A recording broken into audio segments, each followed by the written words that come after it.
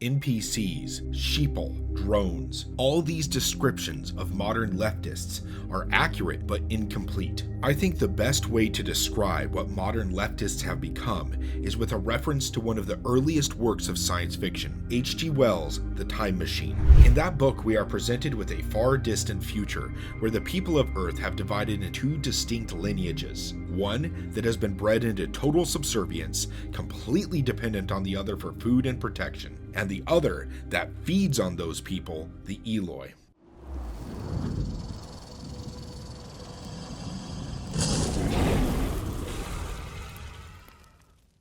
Now really, we are presented with three types of people in the story: the predatory Morlocks, the Eloi, and the Time Traveler, all three of which represent types of people today.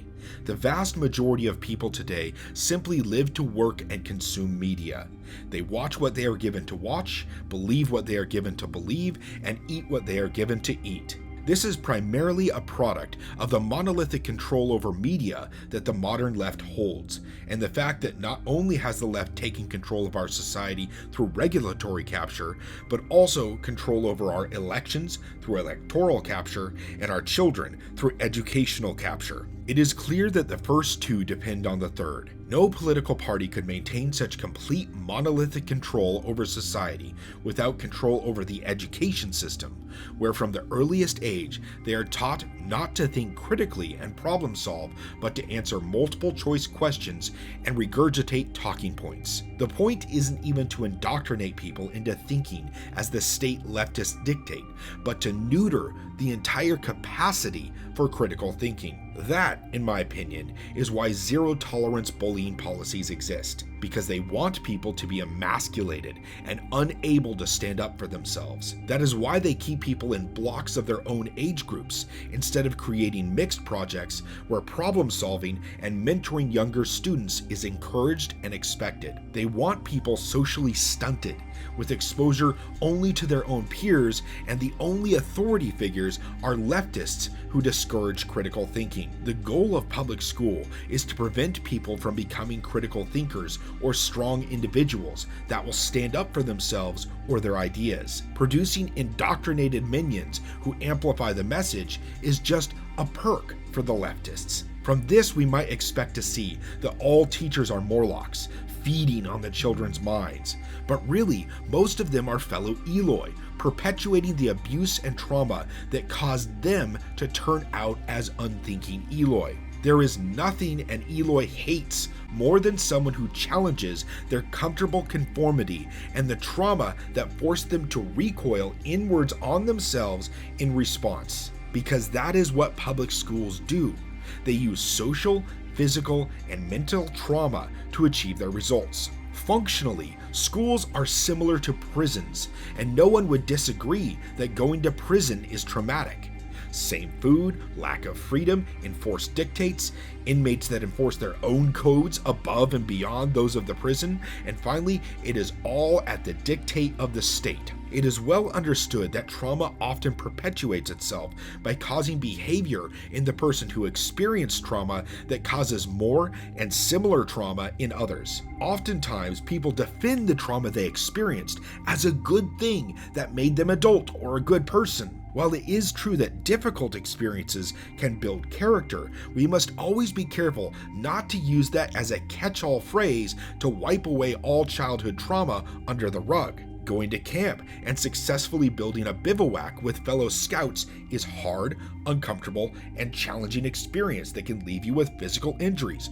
But if you push through it, the experience can show you that you are capable of great things. Being forced to stay quiet about your beliefs at school for fear of social bullying by your peers and even official reprimand by your instructors is traumatic.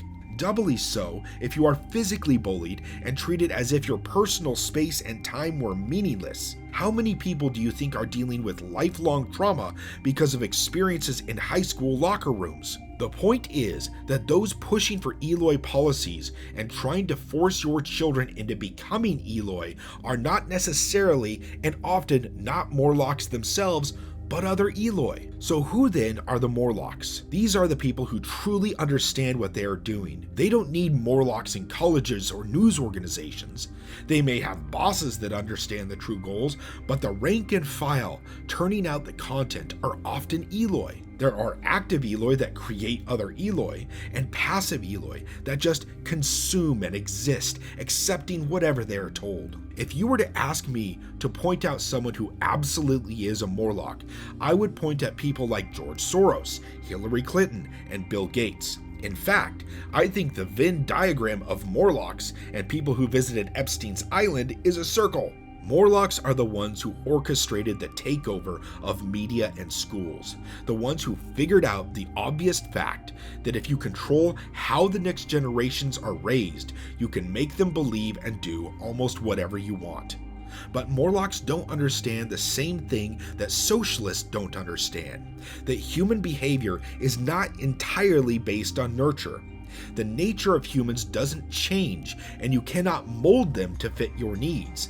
There is a limited scope that can be affected by their system of indoctrination. That is why it is always possible to turn an Eloi into a traveler. As in the original book, the time traveler has the context to understand what is happening.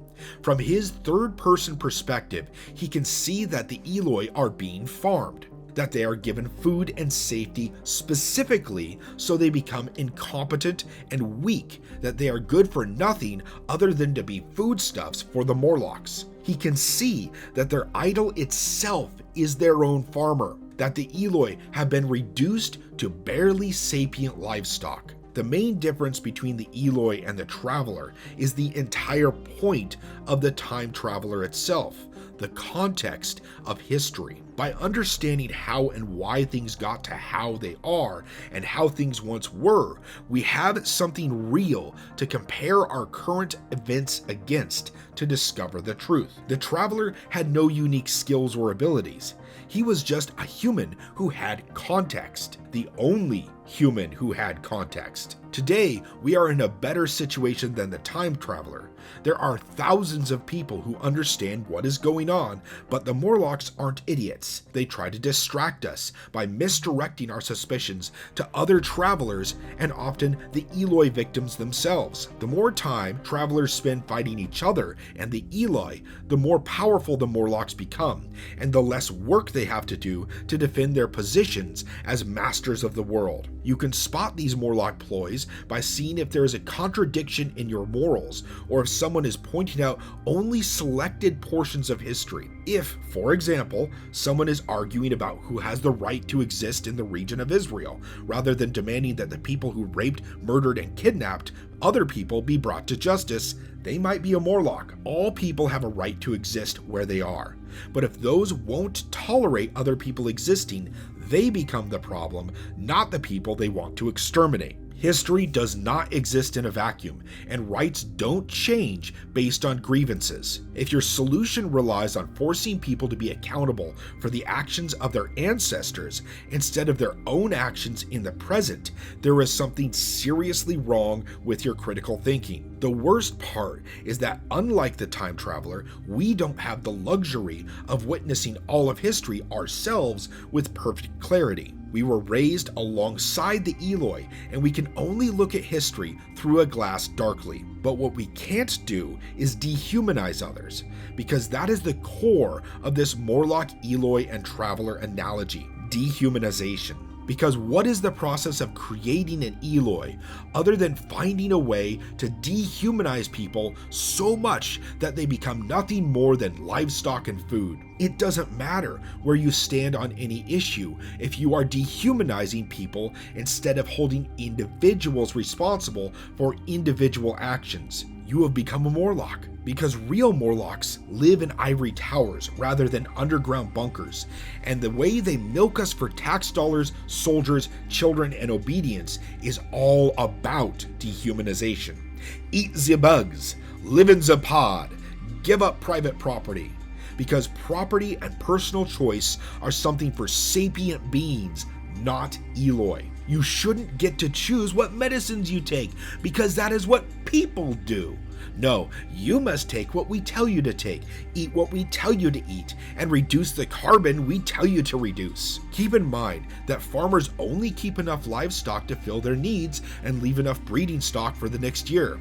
Anything more than that is a waste of money and resources to keep alive. Morlocks are the same. Why do you think they are pushing population reduction so hard? If the livestock get too numerous, they can overrun the farmer. As I discussed in my video, why does Elon want more people? If they truly cared about the environment, they would be pushing healthy economic policies, freedom, and population growth, because you need a growing economy to produce and implement the technology for low emissions economy and healthy ecosystems. But we all know this isn't about helping the environment. If it were, we would be investing in new clean nuclear power plants. Instead, they are pushing everyone to go solar and put up idiotic wind turbines that create more pollution while being built than they will ever save in their entire lifetime of use. Once you look at the behavior patterns of the elites, you will find that it is that of a Morlock or callous farmer that doesn't have complete control over their livestock. The Eloi get mad at you for resisting, because not only is it uncomfortable for them to see their trauma validation system being bucked, but they have turned their indoctrination into a religion, exactly as the Eloi had in the time machine. The only way to make sure we aren't becoming Eloi is to judge our own behavior against history and itself. False ideology and beliefs that don't match reality cannot be consistent. Nobody can do this for you. When an Eloi is shown contradiction, they simply get angry and dig in their heels. Only you can turn yourself from an Eloi into a traveler, and everyone is at their own stage in that journey. The worst thing you can do is mock someone because they've come to a few initial realizations but haven't gotten the whole picture. If you do mock, you have to realize that mockery of critical thinking and process is exactly what Eloi do when they are presented with cognitive dissonance. Basically, if you don't want people to be Eloi, then don't be an Eloi. If you enjoyed this video, please like and subscribe.